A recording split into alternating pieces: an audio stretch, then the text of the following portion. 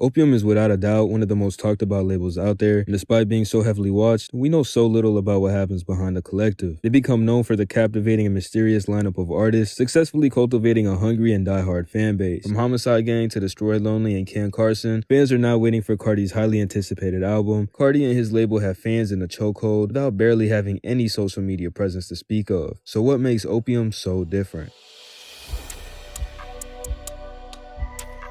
Playboi Carti officially founded his record label in 2019, but before ever being announced to the public, it would be in works for some time. Carti would work on finding producers before ever signing his first artist. Producers like Ethereal, Filthy, and Starboy would play a big role in developing the dark and gritty sound the label has now made their trademark. But it wasn't just about the music for Carti. He wanted to create an atmosphere that we haven't yet seen in any other label, and his unique sound and aesthetic was already the perfect fit. He just had to pass it on to whoever he signed. And the first rapper on that list would be Ken Carson, who Carti met in 2016 during a studio session with producer Southside Mafia, and as the two grew closer, Carti would help work on Carson's self-released EPs, Teen X and Teen X Relapse, and his co-sign alone would be enough to get fans more than excited. But it wasn't until Ken Carson's debut album, Project X, where the label would see its first official release in 2021, launching Carson's career to new heights in the process. Following the success, the second member to sign to Opium would be none other than the fashion demon himself, Destroy Lonely. After already having a small cult fan base, Lone would drop a snippet that caught the eyes of Playboi Carti's team,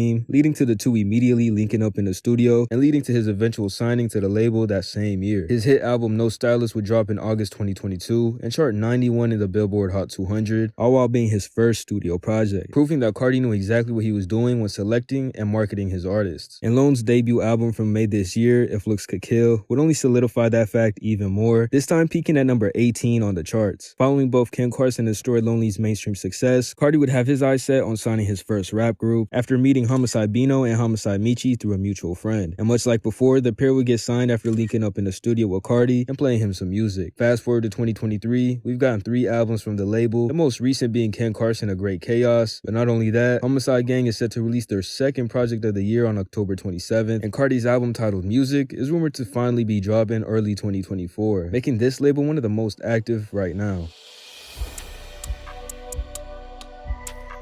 Without a doubt, the biggest card in the label's deck is how it's marketed. Everything seems to be kept so secret that fans are dying to get any info on music and projects that they can. While other artists have to stay in the media's eyes to stay relevant, the distance Opium creates between themselves and fans is all they need to always be on the topic of discussion. But I think there's more to Carti's strategy. Intentionally leaking certain songs or rumors and purposefully providing fake release dates, all disguised under accidents, might be one of the biggest things helping but also hurting the label. If you think about it, the label can't go 1 week without something new being on the headline, despite having little to no social media presence. But of course, I don't think every leak is part of some master plan. I said it before in previous videos, the gimmicks are starting to upset fans, not just due to constant delays from Carti himself, but also just how corny their image can really come across sometimes. I mean, who thought Carti performing on top of a cage with his artist locked inside was a cool thing to do? If that's what Opium is, I don't want no parts in it.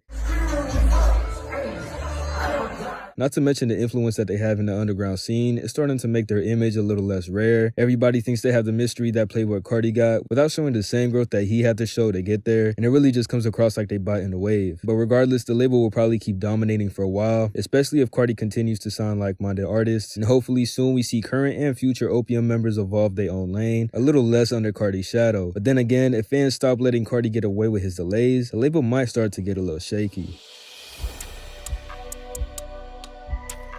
While I think Opium has a lot to offer, Carti specifically needs to be more decisive. It almost feels like he uses Opium as a way to keep fans distracted with music from other artists. And if you ask me personally, I think Carti was ready to drop an album a while ago and just did a 180 after finding the new sound that he wants to push. But hey, I'm excited for an album, and he did a great job launching the careers of the artists he signed. Ken Carson is probably my favorite right now, especially with his new project, and that's where I'm gonna go ahead and end it off. I know for a lot of people, you either hate or love Opium. I would just say don't take it so serious. At the end of the day, for me personally, I care more about how a song make me feel. But I think it just really depends on what mood you're in. And let me know what y'all think about Opium in the comments. I appreciate all the love. I'll see y'all next week. I'm out.